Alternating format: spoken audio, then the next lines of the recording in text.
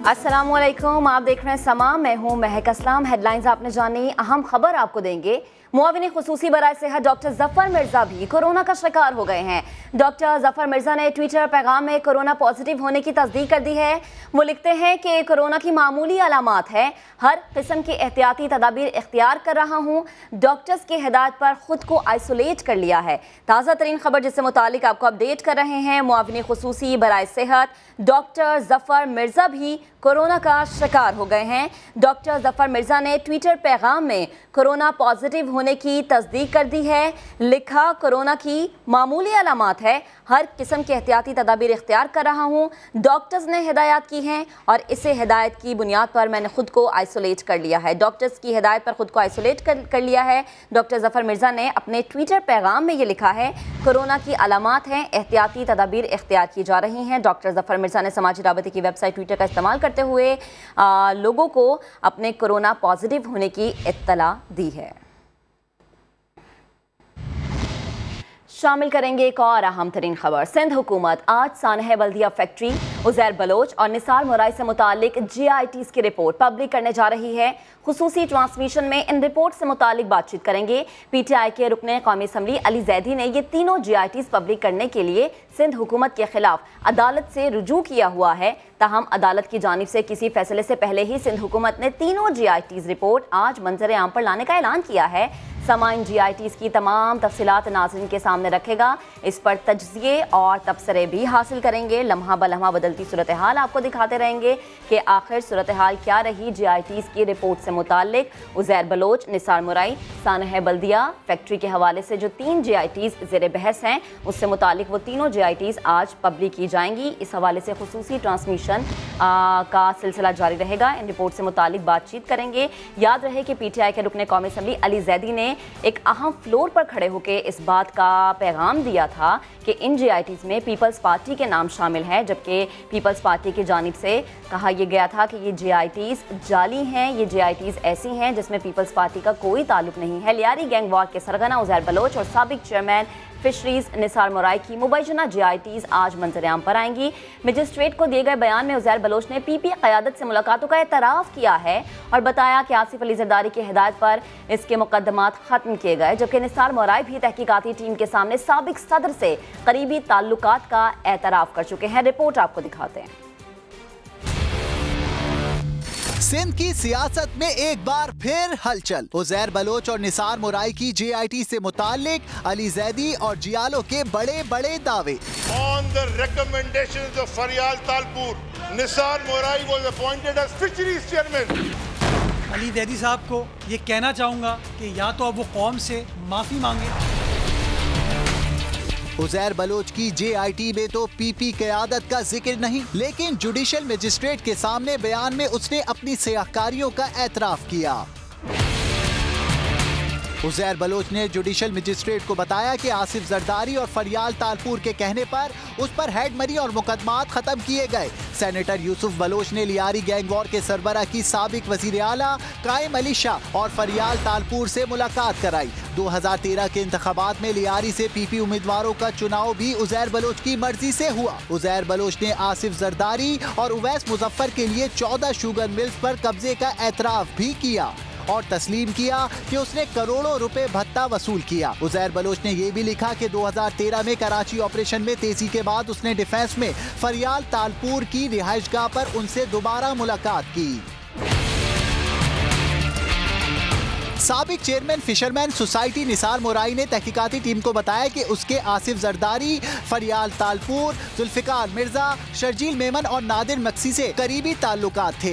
उसने जुल्फिकार मिर्जा की हिदायत पर सन 2000 में सेंट्रल जेल जाकर आसिफ जरदारी से मुलाकात की। एतराफ़ किया कि आसिफ जरदारी की एमा पर उसने कई वारदातें की, जिसमें जमीनों पर कब्जे भी शामिल थे। निसार मुराई के मुताबिक उसे चेयरमैन फिशरमैन सोसाइटी फरियाल तालपुर ने लगवाया था और उन्हीं के कहने पर वो महाना 50 लाख रुपए अजहर बलोच को पहुंचाता रहा। मार्च 2015 में उसे शर्जील मेमन की तरफ से रुपोशी का पैगाम मिला।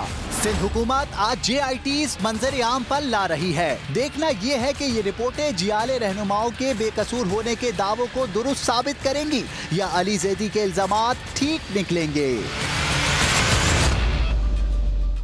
तो उम्मीद यही है कि जैसे JITs मंजर आम पर आएगी, बहुत सारे इंकशाफात से मुताल्लिक भरी खबरें हम आवाम तक पहुंचाएंगे। दूध का दूध पानी का पानी होगा और पीपल्स पार्टी का मुस्तकबिल क्या होगा, ये भी एक अहम सवाल है। हमारा पैनल हमारे साथ मौजूद है। फैसल शकील हमें ज्वाइन कर चुके हैं, अदनान आदिल साहब भी हमारे साथ मौजूद है। फैसल, सबसे पहले आपकी जानिब आना चाहूँगी, अहम 3 JITs, क्या लग रहा है कि सूबाई हुकूमत और विफाकी हुकूमत दोनों का मुस्तकबिल इन JITs से जुड़ा है, कुछ अहम इम्पैक्ट होगा? जी बिल्कुल, क्यों नहीं अहम इम्पैक्ट होगा। और इस सिलसिले में मैं बताऊं कि ये जो JITs हैं ये कई साल पुरानी हैं, जिन्हें सिंध हुकूमत ने रोक के रखा हुआ था। सिंध हुकूमत जो है इसे मंजर आम पर लाना नहीं चाहती थी। अली जैदी जो हैं PTI के रहनुमा, इन्होंने हाई कोर्ट में पिटीशन की और ये इस JIT को मंजर आम पर लाने के लिए काफ़ी दिनों से जो है वो पीछे पड़े हुए थे और वो ये चाहते थे कि ये JIT मंजर आम पर आएँ। माजी में जो JITs मीडिया में और मंजर आम पर आई थी, उनको जो है वो सिंध हुकूमत ने कहा कि ये जो है वो सही JITs नहीं है। जिसमें जो उज़ैर बलोच की JIT थी उसमें एतराफ़ थे कि वो जो है वो मुलाकातें करता था पीपल्स पार्टी की क़यादत, जिसमें फरियाल तारपुर, आसिफ अली जरदारी, और उनके कहने पर उन्होंने कई काम किए, ये इल्ज़ामात थे। इसके अलावा निसार मोराई की JITs में भी सनसनीखेज़ इंकशाफात थे और उसमें भी पीपल्स पार्टी की क़यादत को जो है वो ये बताया गया था कि वो इनके साथ थी, जिसमें आसिफ अली जरदारी, फरियाल तालपुर और दीगर जो इनके रहनुमा हैं, उनके इमा पर उन्होंने कई काम किए। तीसरी JIT सबसे अहम है, वो जो है बल्दिया सानह की, जिसमें 259 अफराद जो है वो ज़िंदा जलाए गए थे। इस को पहले हादसा करार दिया गया था, जैसा कि आपको पता है। फिर जो है वो इसमें सनसनीखेज़ इंकशाफात हुए थे कि ये भत्ता ना देने पर, 20 करोड़ भत्ता ना देने पर MQM को, ये MQM के रहनुमाओं ने जलवाई है, जिसमें अमाद सिद्दीकी का मरकज़ी किरदार था, जो कि अमाद सिद्दीकी इस वक्त गायब हैं। और उसके बाद जो है वो MQM की क़यादत थी और जो रहमान भोला पकड़ा गया था, उसके हवाले से सनसनीखेज़ इंकशाफात थे। तो ये तीनों JITs के बारे में मुतादिद जो है वो इत्तलात थी। अब ये आज जब मंजर आम पर आएंगी तो पता चल सकेगा कि असल हक़ाइक़ क्या हैं।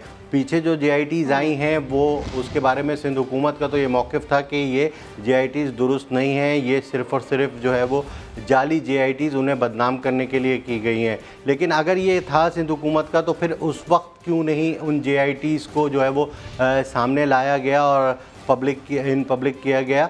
नहीं किया गया, सिंध हुकूमत ने रोका था। तो इसमें कुछ ना कुछ जो है वो गड़बड़ मालूम होती है। अब देख लेते हैं कि क्या JITs लगती हैं, तो उस पर जो है वो पता चल सकेगा कि कौन कौन से रहनुमाओं पर जो है वो क्या क्या इल्ज़ामात लगे हैं। ठीक है, और बिल्कुल हम देख रहे हैं कि जैसे अली जैदी साहब बहुत स्ट्रांगली ये कह रहे हैं कि भाई इन JITs में पीपल्स पार्टी के साथ बहुत करीबी ताल्लुक बताया जा रहा है। उज़ैर बलोच का भी, निसार मोराई का भी, फरियाल तालपुर का भी जिक्र है। अदनान साहब, आपकी जानिब आना चाहूँगी, टाइमिंग आप कैसी देख रहे हैं? जैसा कि फैसल भी बता रहे थे कि पहले भी JITs आ चुके हैं, अभी की जो JITs, क्योंकि इसकी बहुत बारहा बात कर चुका है PTI बार बार मंजर आम पर लाने की, अब जो आ रही हैं, आपको क्या लगता है ये टाइमिंग कितनी इंपॉर्टेंट है इन JITs को मंजर आम पर लाने के हवाले से? टाइमिंग तो बहुत अहम है, लेकिन आपके सवाल से पहले मैं ये कहना चाहूँगा कि आम लोगों के लिए हम ये बता दें कि JIT का मतलब क्या है। JIT का मतलब है ज्वाइंट इन्वेस्टिगेशन, और उसमें सिर्फ पुलिस शामिल नहीं होती, बल्कि उसमें इंटेलिजेंस एजेंसीज, ISI, IB या और कोई इन्वेस्टिगेटिव एजेंसी जैसे SIA वगैरह, उनके नुमाइंदे भी शामिल होते हैं, या मिलिट्री इंटेलिजेंस।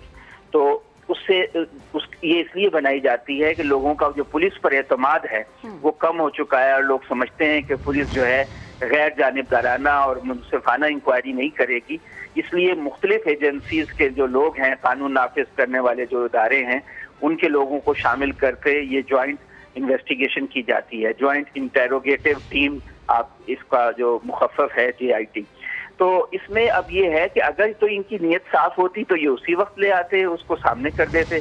लेकिन चूंकि इसमें MQM भी फंसती है और पीपल्स पार्टी भी फंसती है, सियासी मसलहत की बना पे ये बहुत अरसे तक इन्होंने छुपाए रखी।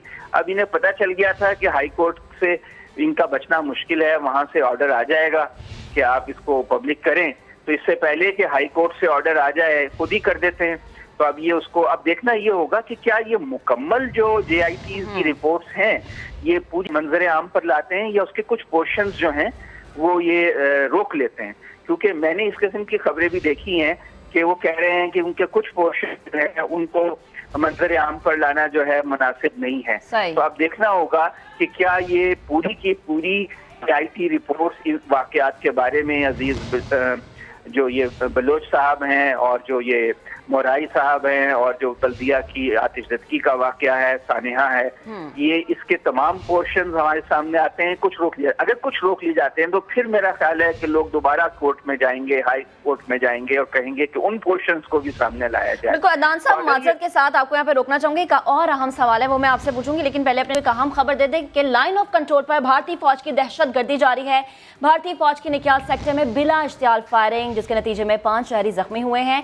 फायरिंग से 2 नौजवान और उम्र रसीदा खवातीन जख्मी हुई हैं। भारत ने दानिस्ता तौर पर शहरी आबादी को निशाना बनाया है। पाक फौज की भारतीय फौज को भरपूर जवाबी कार्रवाई। आपको अपडेट कर रहे हैं कि भारत, जो कि मुतअद्दिद बार सीज फायर मुआहदे की खिलाफ वर्जी कर चुका है, आज फिर से भारत की जानिब से निक्याल सेक्टर में बिला इश्तियाल फायरिंग देखने में आई, जिसके नतीजे में 5 शहरी जख्मी हो गए, जिन्हें करीबी अस्पताल मुंतकिल कर दिया गया है। पाक फौज की भारतीय फौज को भरपूर जवाबी कार्रवाई। भारत ने दानिस्ता तौर पर शहरी आबादी को निशाना बनाया है। फायरिंग से 2 नौजवान और उम्र रसीदा खातून जख्मी हुई हैं, जिन्हें करीबी अस्पताल मुंतकिल किया गया है। आपको अपडेट करें कि भारतीय फौज के निक्याल सेक्टर में बिला इश्तियाल फायरिंग, और ये कोई पहली मर्तबा नहीं हुआ कि जब भारत ने ऐसा कोई कदम उठाया हो।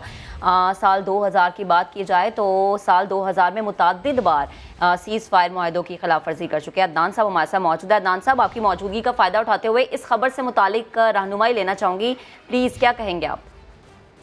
जब से मोदी हुकूमत आई है, वज़ीर आज़म बने हैं, वो अपनी आवाम को ये बताना चाहते हैं कि मैं बहुत ही सख्त आदमी हूँ और पाकिस्तान के साथ बहुत सख्ती से पेश आ रहा हूँ और कोई नरमी का मुजाहिरा नहीं करूँगा और मैं इनको जो है वो बिजी रखूंगा लाइन ऑफ कंट्रोल पे। हालांकि हमारा एक मुआहदा है 2003 का कि लाइन ऑफ कंट्रोल पे दोनों अफवाज जो हैं वो अमन कायम रखेंगी। तो अब वो उस मायदे की खिलाफ वर्जी कर रहे हैं और उनको एडवांटेज ये है कि जब वो फायरिंग करते हैं या गोलाबारी करते हैं तो जो कश्मीर के हमारी तरफ जो लोग रहते हैं उनका नुकसान होता है, शहरी आबादी का नुकसान होता है। अगर हम जवाब दें तो उधर भी कश्मीर के लोग रहते हैं, तो हम ऐसा काम नहीं कर सकते कि जिससे वहाँ की शहरी आबादी मुतासिर हो। तो वो इसका फायदा उठाते हुए हमारी साइड के ऊपर बिला इश्तियाल फायरिंग भी करते हैं, गोलाबारी भी करते हैं, उससे हमारे शहरी। ठीक, अदनान साहब साथ रहिएगा। ब्रिगेडियर रिटायर्ड हारिस नवाज साहब भी हमें ज्वाइन कर चुके हैं। हारिस साहब, बेहद शुक्रिया समा को वक्त देने के लिए। जैसा कि अदनान साहब कह रहे हैं कि भारत ये चाह रहा है या मोदी सरकार ये चाह रही है कि अपने फौजियों को इस चीज़ में बिजी रखे कि बस अब उसने यही काम करना है, बाकी और कोई काम नहीं करना, क्योंकि हम देख रहे हैं कि चीन से पिटाई के बाद थोड़े ठंडे होते हैं और इश्तियाल निकालते हैं निक्याल सेक्टर पर या लाइन ऑफ कंट्रोल पर जो बाकी दीगर शहरी आबादी उसको निशाना बनाकर।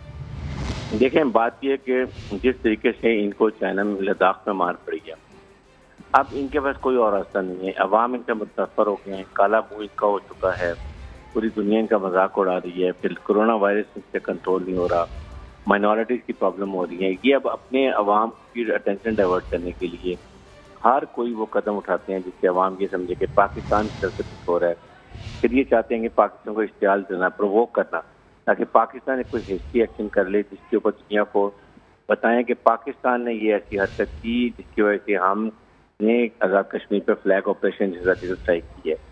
लेकिन पाकिस्तान डेफिनेटली बहुत बुरी तरह फायर करते हैं। हम इनके बंकर तबाह करते हैं, इनके फौजी मारते हैं, इनके हेडक्वार्टर्स को तबाह करते हैं, लेकिन हम सिविलियन आबादी पे नहीं करते। जाहिर है कि दोनों तरफ कश्मीरी लेकिन ये जंगी जनून में आए हुए इस वक्त, इनको कुछ नजर नहीं आ रहा। जो इनका मुँह काला हुआ है, ये उसकी अपनी खिफत मिटाने के लिए ये ऐसी हरकतें करते हैं। मुझे यकीन है कि पाकिस्तान की हुकूमत अब इसके लिए स्ट्रॉन्ग स्टेप लेगी। सही, ठीक। हारिस नवाज साहब, बेहद शुक्रिया आपका। भारत ने निक्याल सेक्टर पर बिला इश्तियाल फायरिंग की और शहरी आबादी को निशाना बनाया, इससे मुतालिक आपको अपडेट कर रहे थे। वापस चलते हैं अपने उस टॉपिक पर जो हम डिस्कस कर रहे थे। JIT's रिपोर्ट आज पब्लिक होने जा रही है। 3 अहम JIT's हैं जिनकी रिपोर्ट्स आज मंजर आम पर आएंगी। पीपल्स पार्टी का मुस्तकबिल जुड़ा है। हमारा पैनल हमारे साथ मौजूद है, सीनियर एनालिस्ट अदनान आदिल साहब और ब्यूरो चीफ कराची फैसल शकील, और साथ ही साथ खालिद अजीम साहब भी हमें ज्वाइन कर चुके हैं। खालिद साहब, आपकी तरफ आती हूँ। अहम 3 JIT's जो आज मंजर आम पर आने जा रही हैं, पीपल्स पार्टी और MQM का कितना सियासी मुस्तकबिल इन 3 JIT's से जुड़ा है, किस तरह देखते हैं आप? लेकिन जी आज की सिर्फ हैसियत इसकी ये है कि ये एक ऑफिशियल हो रहा है, अदरवाइज मेरा ख्याल है कोई चीज़ ऐसी नहीं है इन JIT's की जो सामने नहीं आ चुकी। और तमाम के तमाम लोग जो हैं उनके खिलाफ इसके बारे में प्रोसीडिंग भी चल रही है। कुछ केसेस तो बिल्कुल कंक्लूड होने के करीब है। फॉर एग्जांपल जो बल्दिया टाउन वाला केस है वो बिल्कुल कंक्लूड होने के करीब है। लेकिन बहरहाल आप ये चूँकि एक हमारे मुल्क में हो ये रहा है कि जो अदालती मामलात हैं उससे भी तमाम लोग जो है या सियासी फ़ायदा उठाने की कोशिश करते हैं या अपने मुखालिफ को सियासी नुकसान पहुंचाने की कोशिश करते हैं। यही सारे मामलात इस वक्त चल रहे हैं। अदरवाइज ये सारी चीज़ें ऐसी हैं जिनका कोर्ट के अंदर मामला जो है वो चल रहा है और इनके कंटेंट्स जो हैं वो अनऑफिशियली सारे लोगों के पास है। हर शख्स जो है उसके ये कहा जा सकता है जो भी मुतल्लिका लोग हैं उनके पास इसकी कापियाँ मौजूद हैं और इसको अपनी अपनी मर्जी का एंगल जो है वो दिया जा रहा है। बल्दिया टाउन के हवाले से हम ये कह सकते हैं कि उसकी JIT वाक़या के तकरीबन 2.5 साल के बाद बनी। अगरचे उस वक्त क्राइम सीन पे कोई ऐसी चीज़ें मौजूद नहीं थी और जो क्राइम सीन के मामलात रिकॉर्ड किए गए थे उनमें तो उसको एक हादसा करार दिया जा चुका था। लेकिन बाद में ये पता चला कि नहीं, ये तो तकरीबकारी की गई थी, ये तो दानिस्ता तौर पे और मुबैना जो इल्ज़ाम था वो ये था कि भत्ते के लिए MKN के लोग जो हैं उन्होंने इस सारी फैक्ट्री को आग लगाई जिसमें 259 अफराद जो है वो मौके पर ही मर गए थे और बड़ी तादाद में जख्मी भी हुए थे। तो इस सारी चीज़ का ये कहा जा सकता है कि आज जो इम्पैक्ट है वो लीगली शायद इतना नहीं होगा जितने उसका पॉलिटिकल इम्पैक्ट है। और पॉलिटिकल इम्पैक्ट की भी मैं अगर बात करूं तो मैं ये समझता हूँ कि बहुत कम ऐसा होता है कि आप जितनी पोलराइजेशन चल रही है, अगर कोई शख्स PTI का हामी है तो आप इमरान खान के खिलाफ बड़ी से बड़ी बात निकाल कर ले आए, बहुत मुश्किल होगा कि कोई शख्स उस पर बिलीव करे। हाँ, अलबत्ता अगर वो खुद कहीं मुतासर होता है किसी मामले में तो शायद उसमें उसकी राय तब्दील हो।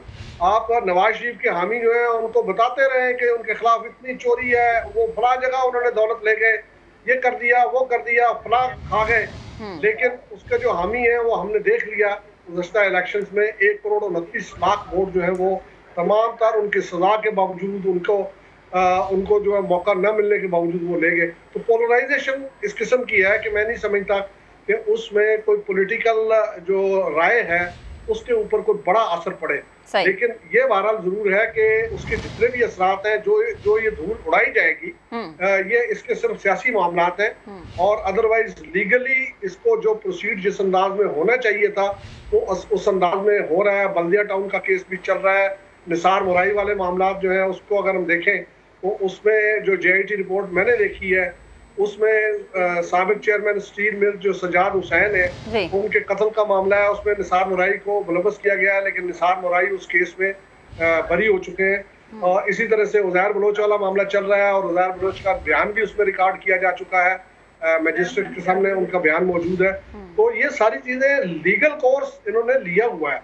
लेकिन अब इस वक्त सियासतदानों के बाज़ औक़ात मकासद भी होते हैं, चीज़ों को लोगों की तवज्जो अगर डाइवर्ट करनी होती है तो इस किस्म की चीज़ों को उठा दिया जाता है और उसका जो बेनिफिट भी होता है कम से कम अगले 15-20 दिन जो है वो बयानबाजी इसी के ऊपर होगी कि फलां मुजरिम था, फलां ये था, फलां वो था और दूसरी जानिब यानी मुखालिफिन को सियासी ग्राउंड्स पे खेलने के लिए एक अच्छा मौका मिल जाएगा। खालिद साहब साथ रहिएगा।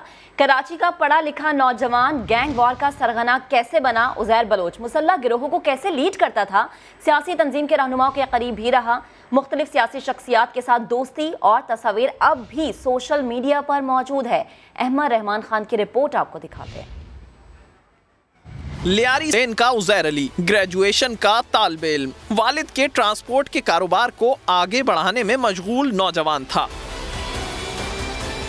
साल 2003 में उज़ैर अली के वालिद फैजू मामा को लियारी गैंग वॉर के अरशद पप्पू ने अगवा के बाद कत्ल किया, जिस पर दूसरे ग्रुप के सरबरा अब्दुल रहमान उर्फ डकैत ने उज़ैर को अपने साथ लिया और उज़ैर अली ने वालिद की मौत का बदला लेने के लिए गैंग वॉर की दुनिया में कदम रख दिया। साल 2008 में पुलिस मुकाबले में अब्दुल रहमान उर्फ डकैत के मारे जाने के बाद उज़ैर अली ने सरदारी की कुर्सी संभाली और बन गया लियारी गैंग वॉर का सरबरा सरदार उज़ैर जान बलोच। उज़ैर बलोच की पीपल्स पार्टी के बेशतर रहनुमाओं के साथ मुख्तलिफ औकात में तस्वीर भी मौजूद हैं। 30 जनवरी साल 2016 को रेंजर्स ने उज़ैर बलोच को गिरफ्तार किया। साल 2018 में उजैर बलोच की मंजर-ए-आम पर आने वाली JIT में कई अहम इंकशाफात सामने आए। उजैर बलोच पर 198 अफराद के कत्ल का भी इल्जाम है। गैंगवॉर के अरशद पप्पू और शेरशाह कबाड़ी मार्केट में 11 दुकानदारों का कत्ल भी इसमें शामिल है। कहा जाता है कि उजैर बलोच ने एक सियासी जमात के रहनुमाओं के कहने पर न सिर्फ मुख्तलिफ घरों पर कब्जा किया बल्कि शहरियों से भत्ता भी लिया। ये भी कहा जाता है कि उजैर बलोच के कहने पर ही लियारी के थानों में SHOs तैनात किए जाते थे। गैंग वॉर सरबरा उजैर बलोच पर अरशद पप्पू कत्ल समेत 54 मुकदमात ज़ेरे समात हैं। अहमद रहमान खान, समा, कराची।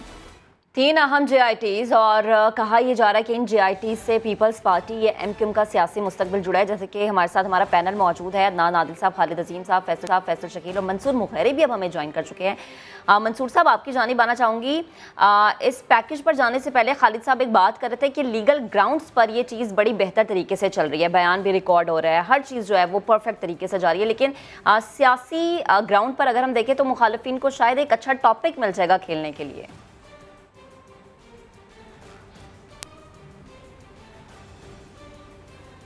मंसूर साहब, आप मुझे सुन पा रहे हैं? हाँ जी जी बिल्कुल, अभी आवाज़ आ रही है आपकी। जी, मैं आपसे ये जानना चाह रही हूँ, जैसे 3 अहम JITs हैं, अगर हम लीगली देखें तो इन JITs के हवाले से जो लीगल ग्राउंड्स पे काम हो रहा है वो तो चले बेहतर है कि बयानात रिकॉर्ड हो रहे हैं या जो चीज़ें हैं वो बेहतर तरीके से अपने उस ट्रैक पर जा रही हैं जैसे चलनी चाहिए थी। सियासी ग्राउंड्स पे जैसे कि पीपल्स पार्टी सिंध में हमने देखा कि लियारी में बड़ी स्ट्रॉन्ग थी, तो आपको लग रहा है कि ये जो JITs आएंगी, इनकी जो रिपोर्ट्स आएंगी, उससे पीपल्स पार्टी की साख को कुछ नुकसान पहुंचेगा या MQM की साख को कुछ नुकसान पहुंचेगा? हाँ, देखें, ये 2 मुख्तलिफ सवालात हैं। जहाँ तक बात पीपल्स पार्टी की है तो पीपल्स पार्टी कोई साल 1.5 साल से बड़ी मुश्किल सूरत हाल से गुजर रही है, जिसमें पीपल्स पार्टी के जो कायदीन हैं वो फेक अकाउंट्स केसेस में उनका नाम आया, फिर गिरफ्तारियाँ हुई, फिर ज़मानत पर रिहाई, अब कोर्ट कचहरियाँ भुगत रहे हैं। उसके अलावा अब जो ये जो JIT आएगी तो मैं समझ रहा हूँ कि जो सिंध असम्बली है या PTI है या जो दीगर लोग हैं वो इस मौके को कभी भी रायगा नहीं होने देंगे। वो इन पर शदीद तनकीद करेंगे। पीपल्स पार्टी के लिए एक और सियासी तौर पर बहुत बड़ा ये धचका होगा, झटका होगा। इनको डिफेंड करने में भी बहुत बड़ा टाइम लग जाएगा, क्योंकि इतने प्रूफ्स मौजूद हैं तस्वीरों की सूरत में, वीडियोज़ की सूरत में, जो उज़ैर से या दीगर जो क्रिमिनल लोग हैं जैसे निसार मोराई है, तो अब उनको झुटलाना बहुत मुश्किल होगा। बस सिर्फ जस्टिफिकेशन होगी कि पीपल्स पार्टी के जो रहनुमा हैं, जो कायदीन है, जस्टिफिकेशन ही दे सकेंगे, अदरवाइज़ इस मामले को झुटला नहीं सकेंगे। रहा दूसरा मामला MQM का, सानिया बल्दिया का, तो यकीनन MQM जो है एक बार फिर जो है इस JIT के मंजर आम पे आने पर जितने लोगों का इसमें इन्वॉल्वमेंट का जिक्र होगा, यकीनन वो बैकफुट पे जाएंगे। MQM के लिए भी बहुत बड़ा कड़ा इम्तिहान होगा। तो ये दोनों जमातों में सबसे ज़्यादा मैं समझ रहा हूँ कि पीपल्स पार्टी की तरफ जो है ना तीरों के जो रुख जो इस तरफ होगा और PTI उसका भरपूर फायदा, यानी मजीद मुश्किलात आने वाली हैं पीपल्स पार्टी पे। फैसल, आपकी जानिब आ जाऊंगी। 3 JITs बड़ी अहम, आपको क्या लग रहा है इन तीनों में से सबसे ज़्यादा इंपॉर्टेंट कौन सी है? क्योंकि जैसे कि अभी हम सानह बल्दिया की बात कर रहे थे, 259, जब हम इस वाक़े को याद करते हैं दिल दहल जाता है कि 259 घराने जिनके चूल्हे भी ठंडे हुए, अब तो ये केस कंक्लूजन की तरफ जा रहा है। तो इन तीनों JITs में सबसे इंपॉर्टेंट कौन सी लग रही है आपको? जी, मुझे जो JIT सबसे इम्पॉर्टेंट लग रही है वो सानह बल्दिया की ही लग रही है, क्योंकि सानह बल्दिया की JIT जब मंजर आम पर आएगी तो इसमें MQM के जो रहनुमाओं के नाम आए थे, जिसमें इशरतुल इबाद का नाम आया था, साबिक गवर्नर, इसके अलावा अहमद चुनाई का भी नाम आया था, और इसके अलावा रऊफ़ सिद्दीकी हैं वो भी इसमें शामिल थे, और दीगर अनीस कायम खानी का भी नाम था। तो ये मुख्तलिफ़ JITs में ये नाम आए हैं, और ये नाम जब आएंगे तो यकीनन इनकी जो PSP बनी है और MQM है, इनको तो नुकसान पहुँचेगा ही पहुँचेगा।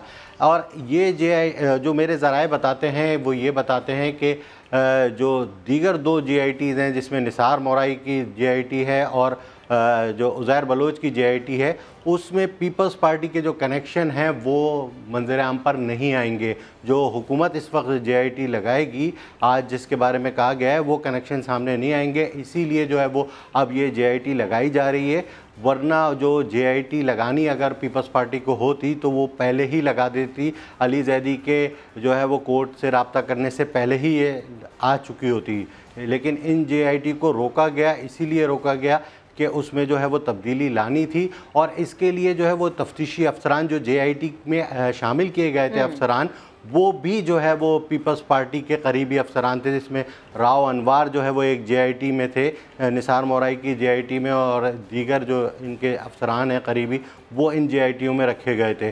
तो वो जो 2 JIT हैं जिसमें उज़ैर बलोच की JIT है और निसार मोराई की JIT है, उससे मैं ये समझता हूँ कि पीपल्स पार्टी को इस तरह से नुकसान नहीं पहुँचेगा, और वो इसीलिए जो है वो मंजर आम पर आ रही हैं। लेकिन ये जो बल्दिया वाली JIT है उससे MQM को जो है वो नुकसान पहुँचेगा। सही, ठीक है, MQM का ज़्यादा सियासी साख मुतासिर हो सकती है। अदनान साहब, आपकी जानिब आऊँगी यही सवाल लेके कि 3 अहम JITs, और जैसा कि फैसल कह रहे हैं कि सानह बल्दिया की JIT इन तीनों में सबसे है, तो तीनों ही बहुत इंपॉर्टेंट, लेकिन सानह बल्दिया इस लिहाज से इंपॉर्टेंट है क्योंकि MQM की साख उससे जुड़ी पड़ी है।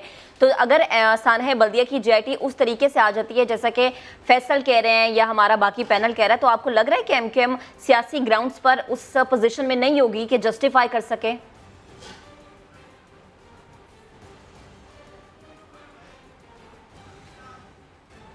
जी, अदनान साहब तक शायद मेरी आवाज नहीं पहुंच पा रही। खालिद साहब, यही सवाल मेरा आपसे है।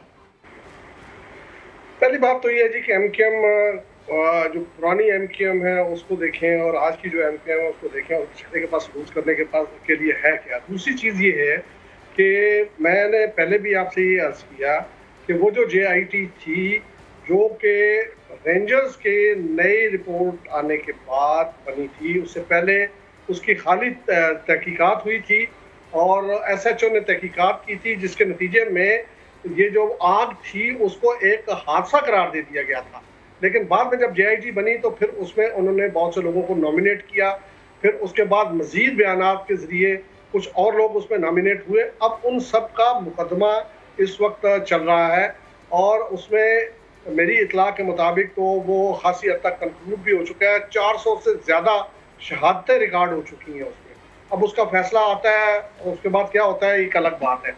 लेकिन JIT का जहाँ तक ताल्लुक है, फैसल शकील साहब जो बात बता रहे हैं, खुद समा पे भी वो चीज़ ब्रेक हो चुकी है और उसकी रिपोर्ट जो है वो जगह जगह पे मौजूद है। आज जो JIT बताई जाएगी, दिखाई जाएगी, उसकी हैसियत सिर्फ और सिर्फ इतनी है कि वो ऑफिशियली उसको जो है वो पब्लिक किया जा रहा है। वैसे वो लीक हुई है, पब्लिक हुई है, तो मेरा ख्याल है कि MQM की जहाँ तक ताल्लुक है उसकी साख को नुकसान पहुँचाने वाला मामला, उससे बड़े मामला उसकी साख को नुकसान पहुँचाने वाले मौजूद हैं। और उसमें जो रिसेंटली जो इमरान फारूक कत्ल केस में जो फैसला आया है वो उससे ज़्यादा बड़ा धचका है कि ये अपने ही लोगों को, अपने करीबी लोग, अपने जो इंतहाई मोतमद लोग हैं उनको मरवा देते हैं। फिर उसके बाद जो उनके एक और रहनुमा है मोहम्मद अनवर, उनकी जानिब से ये इंकशाफ के जी हमने भारत से बाकायदा रेगुलरली हम पैसे लेते थे। वो सारी चीज़ें और ज़्यादा नुकसान पहुँचाने वाली हैं। अलबत्ता इसमें अगर कोई नई चीज़ें सामने आती हैं जो इससे पहले पब्लिक नहीं हुई है, पब्लिक से मुराद ये है कि वो अनऑफिशियली लीक नहीं हुई है, अगर कोई ऐसी और चीज़ें सामने आती हैं तो फिर शायद उससे उसको नुकसान पहुँचाए। लेकिन बल्दिया टाउन के हवाले से JIT के जो कंटेंट्स हैं वो सारे के सारे मीडिया की जीनत बन चुके हैं, वो चैनल्स ने भी नशर किए हैं और वो उसका मतन जो है वो हमने अखबारात में भी देखा है। तो इसलिए MQM वाक़तन बहुत मसाइल का शिकार है और उसके इस वक्त जो स्ट्रक्चरल टूट है वो भी उसके लिए एक बहुत बड़ी प्रॉब्लम बनी हुई है। फिर लंदन की जो हरकत हैं उनकी MQM लंदन की, और उसके बाद जो ख़ास तौर पे उनके जो कायद के बानी के बयानात थे उन्होंने उसको जिस जगह तक पहुंचा दिया है, मैं ये समझता हूँ कि पहले ही बहुत मुश्किलात का शिकार है। मुमकिन है कि आज की JIT को उसमें और मज़ीद ऐड करे, लेकिन मुझे लगता यही है कि उससे ज़्यादा बड़ी चीज़ें जो हैं वो उसके सर के ऊपर पहले गिर चुके हैं। ठीक, अदनान साहब हमें ज्वाइन कर चुके हैं। अदनान साहब, जब हम पहले गुफ्तगू कर रहे थे आपने कहा कि JIT बेसिकली है ये जिसके अंदर पुलिस के अलावा बाकी तमाम कानून नाफिज करने वाले इदारों के अहलकार शामिल होते हैं। तो जब एक JIT बन जाती है या उस JIT पे डिस्कशन शुरू हो जाती है, जैसे कि पीपल्स पार्टी अब ये मौक़िफ़ रख रही है कि ये जाली JITs पहले आई, पहले एतराज़ात जो पहले आने वाली JITs पे लगाए। हलीम आदिल शेख ने कहा कि अब जो JITs आ रही हैं वो जाली हो सकती है। तो क्या जब इतने अहम लोगों के दरमियान में बैठ के इन्वेस्टिगेशन हो गई है तो फिर क्या इस चीज़ पे इस तरह से पॉइंट आउट किया जा सकता है कि ये जाली हो सकती है या ये खुद बनाई गई है, ये इसमें तब्दीली कर दी गई है? नहीं, मेरा ख्याल में तो ये मुमकिन नहीं है कि अगर ऑफिशियली कोई रिपोर्ट रिलीज होती है तो हुकूमत जो है उसको टेम्पर करे या उसमें तब्दीली करे। ये तो बहुत ही बड़ा जुर्म है, क्रिमिनल ऑफेंस है। मेरा नहीं ख्याल है कि इस तरह की कोई हरकत कोई कर सकता है। अलबत्ता जैसे कि मैंने पहले भी खदशे का इजहार किया था कि हो सकता है कि उसके वो कुछ वो ना जाहिर करें और वो पब्लिक ना करें ये कहकर कि ये मुफाद में नहीं है, पब्लिक के इंटरेस्ट में नहीं है, तो उस पर भी लोग जो है वो कोर्ट जा सकते हैं और कोर्ट ऑर्डर कर सकती है कि तमाम की तमाम कार्रवाई जो है उसको पब्लिक किया जाए। अब देखिए, ये जैसा कि हमारे साथी खालिद साहब भी कह रहे हैं, तो जो भी तो उसमें तफसीलात हैं JIT में जो तफ्तीश हुई थी अनऑफिशियली वो सामने आ चुकी हैं, लेकिन ये है कि इस तरह ऑफिशियली उनका सामने आना जो है वो एक ऑथेंटिक, ये जो रिपोर्ट है ये ऑथेंटिक है। और अगर उसमें वो इल्जामात आ जाते हैं कि ये जो जुराइम पेशा लोग थे इनके सियासतदानों से ताल्लुकात थे, चाहे वो पीपल्स पार्टी के हों, चाहे वो MPM के लोगों ने वहाँ आग लगवाई हो फैक्ट्री में भत्ता ना मिलने की वजह से, तो इससे पूरी डिस्क्रेडिट होगी अवाम की नजर में। सियासतदानों के पहले ही इमेज बहुत खराब है और इन रिपोर्ट्स के आने से और ज्यादा खराब हो जाएगा। तो ये पाकिस्तान की जो सियासत है उसके लिए कोई अच्छा शगुन नहीं है। और फिर हमारे कानूनी निज़ाम पे भी सवालिया निशान उठते हैं कि ये जो हमारा कानूनी निज़ाम है ये कैसा कानूनी निज़ाम है कि लोग इतने बड़े जराइम में मुलव्विस हैं और उनको अदालत में और इंसाफ के कटहरे में बर वक्त नहीं लाया जाता, उनको सजा नहीं होती है और चीजें ताखीर का शिकार होती रहती हैं। तो अवाम में गवर्नेंस के बारे में और सियासत के बारे में जो शकूक व शुबहात हैं और जो अवाम के खदशात हैं उनको और तक़वियत मिलेगी और ये चीजें जो हैं वो डिस्क्रेडिट होंगी। तो जरूरत अब ये है कि जो आला अदलिया है, हाई कोर्ट और सुप्रीम कोर्ट के लेवल पे, वो इस बात को यकीनी बनाए कि ये जो JITs में फाइंडिंग्स हैं इनकी रोशनी में कानूनी कार्रवाई हो और एक महदूद वक्त में हो ताकि इन लोगों को जो है वो सजा या जजा मिल सके। अगर वो मासूम है तो बरी हो जाएं, अगर वो मुजरिम साबित होते हैं उनको सजा हो। ये आला अदलिया को इंश्योर करना चाहिए। ठीक, अदनान साहब, वैसे हम भी ये चाहेंगे क्योंकि ये चीज़ें बहुत ज़्यादा टाइम टेकिंग होती हैं, बहुत लंबे प्रोसेस तक चलती हैं। फैसल, आपकी जानिब आना चाहूँगी, ये तो बल्दिया के हवाले से होगी ना, जो सानिया बल्दिया की JIT थी। अगर हम निसार मोराई के हवाले से की JIT के हवाले से बात करें, इसका ज़रा पसे मंज़र शेयर कीजिएगा क्योंकि हमारी आवाम भी जानना चाहती है कि बेसिकली ये है क्या और इस JIT की क्या अहमियत है। देखिए जी, निसार मोराई जो है वो एक फिल्मी किरदार है, जिसे हम देखते हैं कि वो एक पीपल्स पार्टी के रहनुमा के करीबी दोस्त थे और उन्होंने जो है वो उस दोस्ती के एवज़ उन्हें फिशरमैन कोऑपरेटिव हाउसिंग सोसाइटी का जो है वो सरबराह लगाया था। और जो हमारे ज़राए बताते हैं वो ये बताते हैं कि 50 लाख रुपए माहाना वो वहाँ से उन पीपल्स पार्टी के जो अहदेदार हैं उन्हें जो है वो भत्ता देते थे। ये चीज़ जो है वो JIT में भी आई है कि वो 90 लाख रुपए भत्ता लेते थे और 50 लाख जो है वो आगे देते थे।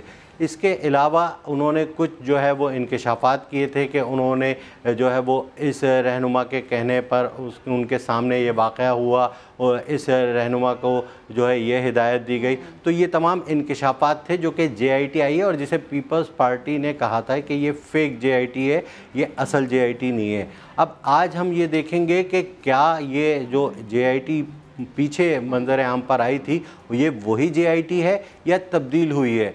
अगर ये वो JIT नहीं है जैसे कि पीपल्स पार्टी के रहनुमा कहते हैं कि जो JIT मंजर आम पर आई है वो जाली है और उसमें ऐसा कुछ भी नहीं है असल JIT में, तो पता चल जाएगा आज दूध का दूध पानी का पानी के क्या निसार मोराई के ताल्लुकात थे और JIT के सामने जो है वो क्या कुछ हुआ। लेकिन यहाँ पर एक अहम बात यह है कि इस JIT में SSP राव अनवार थे।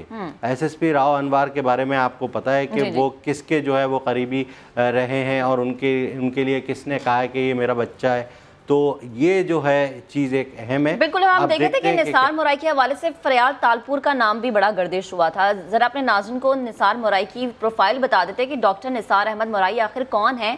ना तो वो वजीर थे ना समाजी रहनुमा, लेकिन फिर आखिर क्या वजह थी कि वो पीपल्स पार्टी के रहनुमाओं के बहुत ज़्यादा करीब थे। डॉक्टर निसार अहमद मोराई की ज़िंदगी और उनके इंकशाफात पर अहमद रहमान खान की आपको रिपोर्ट दिखाते हैं।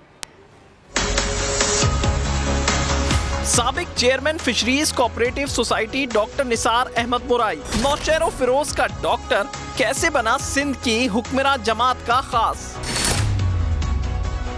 साल 1989 में पीपल्स पार्टी की दौरे हुकूमत में सरकारी डॉक्टर भर्ती हुए। साल 2009 में कराची इब्राहिम हैदरी की डिस्पेंसरी में ट्रांसफर हुआ। 9 जनवरी 2014 को अचानक इन्हें अहम ओहदे यानी चेयरमैन फिशरीज कोऑपरेटिव सोसाइटी बनाया गया। डॉक्टर निसार अहमद मुराई जब भी कहीं जाते तो अपने लाव लश्कर के साथ जाते। एक पुलिस मोबाइल और कई काली डबल केबिन गाड़ियां और उसमें सवार कई सिक्योरिटी गार्ड्स। 11 मार्च साल 2016 में डॉक्टर निसार अहमद मुराई को गिरफ्तार किया गया। कहा जाता है बिलावल भुट्टो जरदारी की फुप्पो फरियाल तालपुर के कहने पर इन्हें चेयरमैन फिशरीज कोऑपरेटिव सोसाइटी बनाया गया। साल 2018 में डॉक्टर निसार मुराई की सामने आने वाली GIT में लिखा गया है कि 50 लाख रुपए महाना भत्ता देने की रजामंदी पर ये कुर्सी इन्हें दी गई। कहा जाता है कि इन्होंने सुल्तान कमर को वाइस चेयरमैन फिशरीज बनाया और उससे 90 लाख रुपए महाना वसूल करना शुरू किए। इन्हीं पैसों में से ये 50 लाख रुपए फरियाल तालपुर को पहुंचाया करते थे। डॉक्टर निसार अहमद मुराई ने पीपल्स पार्टी के अहम रहनुमाओं पर कत्ल के इल्जामात भी लगाए। साल 1998 में साबिक chairman steel mill Sajjad Hussain के कत्ल के केस में डॉक्टर निसार अहमद मुराई अदालत से बरी भी हो चुके हैं। कहा जाता है इन्होंने नौशेरो फिरोज में पेट्रोल पंप और ऑयल फैक्ट्री में भी इन्वेस्टमेंट कर रखी थी। निसार अहमद मुराई डिफेंस में 1000 गज के बंगले, क्रीक विस्टा में फ्लैट और हैदराबाद में 500 गज के बंगले के भी मालिक हैं। अहमद रहमान खान, समा, कराची। तो निसार मुराई की प्रोफाइल के हवाले से हमने आपको रिपोर्ट दिखाई है। वजीर तालीम सिंध सईद गनी का कहना है कि JITs कोई नई बात नहीं है, ये 5 साल पुरानी है। अली जैदी को अब होश आया। JITs में जिनके नाम है उनसे तहकीकात हुई, कौन जिम्मेदार है इसका फैसला अदालत को करने दें। वो प्रोग्राम नया दिन में गुफ्तगू कर रहे थे। देखिए, बात यह है कि जो JIT कॉन्स्टिट्यूट हुई थी वो भी सिंध हुकूमत ने की और उसके अंदर मुख्तलिफ इदारों के नुमाइंदे मौजूद थे। अब उस JIT के ऊपर और उसके हर सफ़े के ऊपर अगर हर उस शख्स की दस्तखत मौजूद है जो उस JIT का हिस्सा था, तो अब किसने रद्दोबदल किया उन लोगों से पूछ।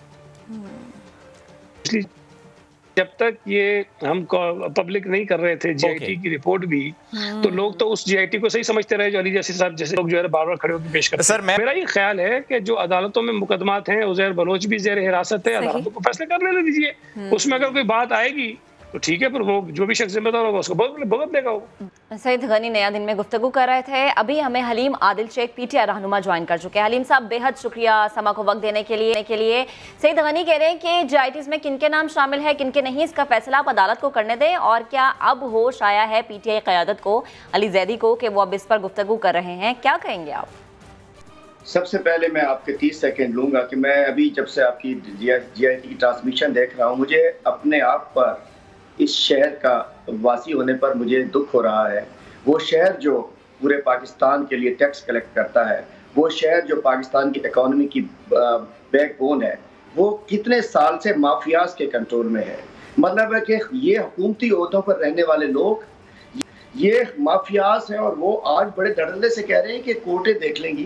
क्या 200 लोग जो मर गए, जो मारे गए उज़ैर बलोच की JIT में, मैं भी नहीं चाहता कौन सी JIT सच्ची, कौन सी 2-3 JIT फिर रही हैं, तो इतने साल रोके क्यों रखी? अली जैदी आज नहीं गए, अली जैदी को कई साल लगे हैं इसमें अपनी जंग लड़ते हुए। साल 1.5 साल पहले हाई कोर्ट में गए। अगर सब कुछ अच्छा था तो सईद गनी साहब और उनकी पार्टी क्यों उन्होंने पब्लिक नहीं कर दी?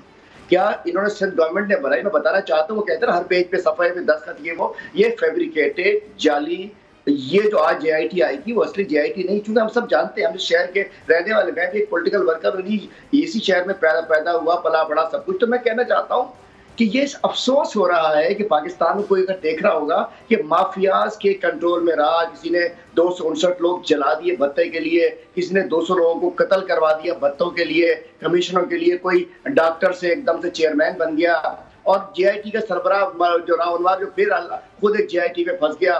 दूसरे भी SSP साहब हैं, वो इस JIT के बाद बड़ी अच्छी पोस्टों पर रहे हैं। जो इस JIT में देखो SSP साहब हैं, आज भी लुक्रेटिव पोस्ट पे, हमेशा इस JIT में साइन करने के बाद। तो ये जो JIT मैं सुन रहा था फैसल भाई की बातचीत भी, के असल JIT नहीं, असल JIT शहर वाले जानते हैं। इस शहर को किसने आग लगाई, शहर को किसने लूटा, इस शहर को किसने बर्बाद किया। अब देखिए शक्ल है इन जमातों की जो आज क्लेम कर रहे हैं कि हम बड़े आज अपने क्लीन शेवन फेस लेकर आ गए हैं, एक तर्जुमान लेकर आ गए, कोई बिलावल साहब बात करते हैं mister neat and clean party है, नीट एंड क्लीन चेयरमैन। ये वो पार्टी है जिन्होंने कहां से स्टार्ट किया था दुर्कार से और कहां पहुंचा दिया। दूसरी MKM लंदन, मैं कहता हूं डूब मरना चाहिए उन लोगों को। आज मतलब सजा तो गवर्नमेंट को देनी चाहिए, लेकिन ये अलमिया कि आज पाकिस्तान जो शहर पाकिस्तान को चलाता है उस शहर के साथ ये किया पार्टी से। अब मैं आता हूँ JIT पे। देखिए JIT 2-3 चल रही है, एक मेरे पास भी साथ में पड़ी हुई है इस फाइल के अंदर, लेकिन इनको आने दीजिए। ये JIT फैब्रिकेटेड JIT है। अगर सब कुछ ठीक था तो ये पहले 6-7 साल पहले क्यों नहीं पब्लिक कर दी, क्यों नहीं कार्रवाई की? 200 लोग अगर किसी के कहने पे मारे, बात ये कि और सुनिए 164 का बयान, माशाल्लाह सब मोतबिर हमारे नुमाइंदगान यहाँ मौजूद हैं, हमारे सिंध का एक शेर भी मौजूद है मुगैरी साहब। तो मैं कहना चाहता हूँ फैसल भाई यहाँ मौजूद है, अदनान भाई मौजूद है, खालिद अजीम साहब सीनियर साहब भी मौजूद है। पूछना चाहता हूँ 164 का बयान अदालत के सामने। चलिए JIT में एक JIT एक और वो तो जुडिशल कमीशन बने कि असल JIT कौन सी है, लेकिन 164 के बयान के अंदर जो कुछ उज़ैर बलोच ने कहा है क्या वो झूठ है? क्या निसार मोराई की JIT झूठ है? क्या बल्दिया टाउन में जो कुछ हुआ? तो मैं कहता हूँ सिंध गवर्नमेंट का एक क्रिमिनल इनके ऊपर एक और बहुत बड़ा चार्ज है। इतने बड़े चार्जेस की JIT को इन्होंने पब्लिक नहीं किया, इन्होंने कार्रवाई नहीं की, इन्होंने केसेस नहीं बनाए, इन्होंने आवाम को बताया नहीं। ये क्या सा हो गया? ये मैं कहता हूँ कि आज देखिएगा ये 3 बजे टोपी ड्रामा होगा, तो 3 बजे JITs आएंगी, फैब्रिकेटेड होंगी। मैं तो कहता हूँ जुडिशल कमीशन बन जाए जिसके अंदर उज़ैर बलोच अल्हम्दुलिल्लाह जिंदा है, उसको बुला ले। उन तमाम अफसरान को जिनके दस्तखत हैं इस पेपर पे, उन सबको बुलाएं, वो रिटायर हो गए हो, ट्रांसफर हो गए, जो भी हो, और 164 के बयान भी बुलाए। 164 हलीम साहब कता कलामी की माजूद फिर इस चीज का हल क्या है? क्योंकि हमने देखा कि मुर्तजा वहाब एक गुफ्तगू में ये कह रहे थे कि जो अली जैदी बात करें वो झूठ बोल रहे हैं, ऐसा कुछ भी नहीं है। असेंबली के फ्लोर पे खड़े होकर उन्होंने ये बात की अली जैदी ने, जिसको मुर्तजा वहाब ने झूठा करार दिया। अब आप ये कह रहे हैं कि 3 बजे जो JITs आएगी वो टोपी ड्रामा होगी। फिर इसका क्या ऐसा रास्ता, एग्जिट गेट इसका क्या है कि हम बेहतर तरीके से अवाम को समझा सके? क्योंकि जाहिर सी बात है अवाम ने तो वोट देना है, वो तो जानना चाह रही कि बेसिकली है क्या बैकग्राउंड। मैं पूछना चाहता हूँ आज तक को रिपोर्ट किया आपके चैनल ने, समाज ने रिपोर्ट किया, आपके रिपोर्टर्स ने रिपोर्ट किया, क्या वो सब कुछ झूठ था? क्या शहर वाले नहीं जानते कि उज़ैर बलोच का पीपल्स पार्टी से ताल्लुक नहीं है? क्या वो तस्वीरें, वो वीडियोस, वो नारे, वो सब कुछ, क्या ये ज़कात लेने जाते थे यहाँ ये लोग वहाँ? क्या वो नमाज पढ़ाने जाते थे ये लोग वहाँ? जितने लोग मौजूद हैं उज़ैर बलोच के पास क्या करने जाते थे? क्या वो वीडियोस को हम भूल जाएं? 164 के बयान को हम भूल जाएं? इस सब कुछ जो आज तक मीडिया दिखाता रहा भूल जाए? और अगर दाल में काला नहीं था तो फिर क्यों इन्होंने पब्लिक नहीं की? इसका मतलब है पूरी दाल काली थी। अब इन्होंने मैनेज किया। देखिए जिसको पिया चाहे वही सुहागन, जिसकी सिंध हुकूमत उसी की JIT। लाजिम बात है कि ये 2-3 JITs हैं। एक अली जैदी भी, कोई अली जैदी अगर सिर्फ झूठी बात करनी होती तो कोर्ट में गए हैं, उन्होंने अदालत से जाके भीख मांगनी पड़ी है कि मेरा शहर लुट गया, मेरे शहरी कत्ल हो गए, मेरे शहर ने भत्ता मांगा। तो बराए करम पब्लिक तो करो। आज देखिए शुगर JIT हमने पब्लिक की ना, आप हमारी कीजिए कि हमने गलत कर दिया, अच्छा कर दिया, बुरा कर दिया। PI पब्लिक तो की है, पब्लिक डॉक्यूमेंट है, लोग जानना चाहते हैं कि हुआ क्या है। यकीन जानिए मेरा दिल इस वक्त रो रहा है कि ये हुक्मरान है किस मासूम चेहरों से आके बात करते हैं। आप कोर्टों में देख लेंगे, कोर्टें देख लेंगी जिनके लोग मर गए। इस शहर से पता है हुआ क्या है, इस शहर को कहाँ पहुंचा दिया गया। और ये पहिया हुकूमतों में बैठे हैं लोग, ये मिस्टर क्लीन बिलावल जाके लाहौर में प्रेस कॉन्फ्रेंस करते हैं, जबकि ये उनकी पार्टी का हाल है। मैं कहता हूँ ये MKM का हाल है। मैं कहता हूँ चले MKM क्या बात करें। फारूक सत्तार साहब हमें ज्वाइन कर चुके हैं। फारूक साहब 3 अहम JITs उज़ैर बलोच, निसार मोराई, सानिया बल्दिया के हवाले से 3 अहम JITs आज पब्लिक होने जा रही हैं। क्या समझ रहे हैं आप, टाइमिंग कैसी है? और दूसरी चीज सबसे इंपॉर्टेंट जो JIT है सानिया बल्दिया, जिसमें 259 घराने तबाह हुए थे, अफराद तो नहीं मैं कहूंगी क्योंकि घराने थे ये जिनके चूल्हे ठंडे हुए। मैं ये समझता हूँ कि टाइमिंग पर ही सबसे ज़्यादा कंट्रोवर्सी खड़ी होगी। और फिर पाकिस्तान में जो ये जॉइंट इन्वेस्टिगेशन टीम ही सही, किसी भी इस तरह के किसी भी क्राइम की जब जॉइंट इन्वेस्टिगेशन टीम बनती है तो वो भी जाकर बहुत ज़्यादा लोगों में उस तरह का एतबार कायम नहीं कर पाती। और फिर अक्सर JITs और उसके नतीजे में होने वाली जो तहकीकात है ये प्रिलिमिनरी होती है, फिर उसके बाद तहकीकात होती है, फिर कानूनी कार्रवाई होती है, मुकदमात बाकायदा दर्ज होते हैं, अदालत में मामला जाता है, फिर अदालत में इस्तिगासा इन JITs की बुनियाद पर भी अक्सर मुलजिमों के ऊपर वो जुर्म साबित करने में कामयाब नहीं होती हैं। तो मैं आपके अक्सर जो मुबस्सरीन बात कर रहे हैं मैं उनसे एग्री करता हूँ कि एक तो इतने सालों के तवक्कुफ के बाद अचानक अगर पीपल्स पार्टी ने यह फैसला कर लिया कि इन 3 अहम GITs को पब्लिक किया जाए, तो उसके पीछे उनका क्या सियासी मकसद हो सकता है? वो सियासी हुकूमत है। और ये GITs अगर तैयार थी कई सालों पहले, तो ये उस वक्त जो है वो क्यों पब्लिक नहीं की गई थी? और अगर उस वक्त जो चीज़ें लीक हो गई थी वो कितनी दुरुस्त थी, कितनी नहीं दुरुस्त थी, वो कहाँ से मंजर आम पर आ गई? कमोबेश कहते हैं कि वो सारी बातें आ गई हैं, और अगर जो आज GIT मंजर आम पर आएगी उसमें वो सारी बातें नहीं हैं। और उज़ैर बलोच और निसार अहमद जो मुराई की जो GITs है उसमें पीपल्स पार्टी के टॉप नॉचेस या जो आला क़यादत है उनके साथ उनके जो कनेक्शन है वो उसमें से हज़फ हो जाते हैं या रोक लिए जाते हैं या छुपा दिए जाते हैं, या खुदा ना खास्ता जो ज़रा मुश्किल काम है कि टेम्पर हो जाती है GIT, तो फिर उसके बाद आपका कानून और इंसाफ का निज़ाम किस तरह से इस सिचुएशन को हैंडल करेगा? ठीक है, justice hurried is justice buried, कि बहुत उजलत में भी इंसाफ नहीं होना चाहिए, लेकिन इतनी ताख़ीर भी नहीं होनी चाहिए कि justice delayed is justice denied. तो मैं समझता हूँ कि ये जो सारी सूरत हाल है ये और पेचीदा हो रही है, और सिर्फ टॉक शोज़ में कुछ मीडिया ट्रायल हो जाएगा और सियासी जो अकाबरीन है, मैं देखिए गैर जानिबदारों की बात कर रहा हूँ, मैं किसी को बचाना नहीं चाहता, किसी को फंसाना नहीं चाहता, मैं बिल्कुल क्लियर कर दूँ। और इस वक्त MQM की जो ख़ास तौर पे हालत है, अगर आप उसके ढांचे को देखें, स्ट्रक्चर को देखें, तो मेरा किसी के बारे में भी बात करना, चाहे वो हम्माद सिद्दीकी हो, चाहे रऊफ़ सिद्दीकी हो, चाहे अनीस कायम खानी हो, या मैं गवर्नर इशरतुल इबाद साबिक गवर्नर, मैं किसी की भी बात करूं तो आज मैं जहां पर खड़ा हूं इनमें से कोई मेरे साथ नहीं है।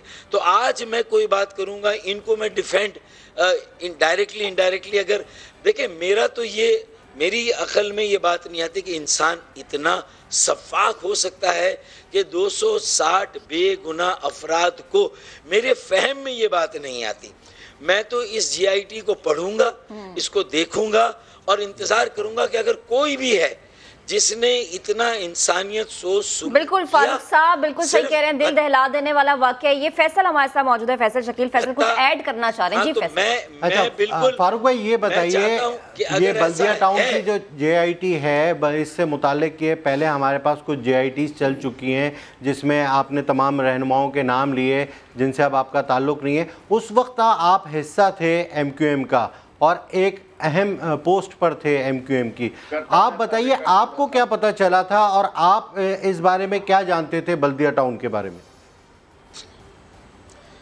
ये आप देखें कि अगर गवर्नर हाउस इस मामले में इन्वॉल्व हो के मुतासरीन को कॉम्पनसेशन दी जाए तो ये इतलात हम तक आती थी।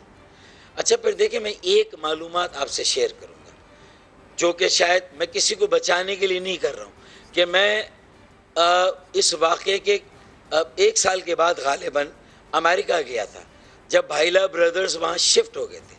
मेरे PIB के 2 ज़िम्मेदार वहाँ न्यूयॉर्क में थे, उन्होंने मेरी मुलाकात कराई थी और मैंने भाईला ब्रदर्स को बड़ा कंफर्ट लेवल दिया।